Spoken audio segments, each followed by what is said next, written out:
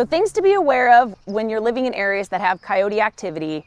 Definitely, first and foremost, do not feed coyotes, whether that is directly or indirectly. Simply because once those coyotes learn to associate either people or these human use areas with food, that natural boundary that exists between coyotes and people, it's going to be broken. They're not necessarily looking at you as a food source, but as something that might be providing food. And that's when we hear about the sort of riskier behaviors, right? So coyotes then approaching people looking for food because they now associate people with these food rewards. So definitely making sure we're not feeding coyotes, again, either directly or indirectly, which could include leaving our pet food outside, water as well. Those are big attractants, not only for coyotes, but actually coyote prey animals, like rabbits or rats.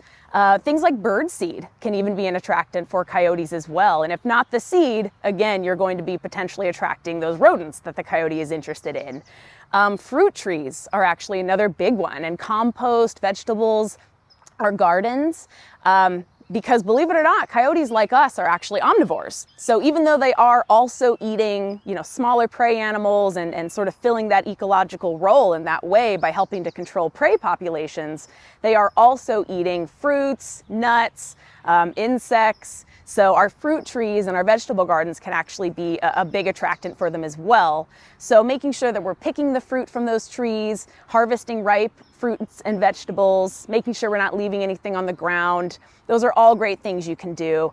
And then also thinking about your trash. So like a lot of our urban wildlife, coyotes are also drawn towards trash cans. So making sure that those are secured, that we're bringing them inside our garages when possible, or securing them with a bungee cord, just basically trying to make them less accessible for those coyotes. So those are all great things you can do around your house.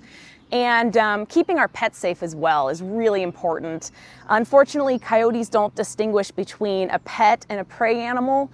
And so making sure that if we do leave our pets outside, that we are with them at all times, bringing them inside when we can't be observing them, and keeping them on leash at all times when we're outside, and keeping them close as well. We usually recommend no more than about 6 feet away. So try to avoid those extendable leashes, simply because if you did encounter a coyote, you really won't have as much control in those situations. So those are all great things you can be doing around the house to protect yourself and your property.